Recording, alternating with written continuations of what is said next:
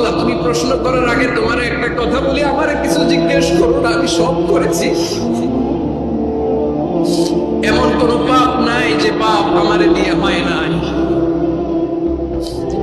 তোমার রহমত দিয়ে তুমি জান্নাতে পাঠাবা, তোমার দয়ায় জান্নাতে যেতে চাই, আমল দিয়ে না। পারবেন বলতে?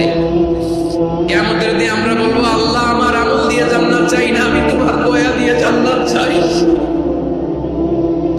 তোমার দয়া ছাড়া আমার কোনো উপায় নাই।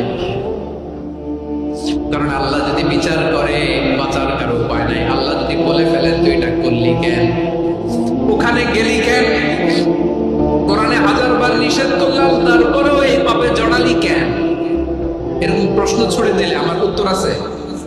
বাঁচার কোনো উপায় আছে? রোজ হাসর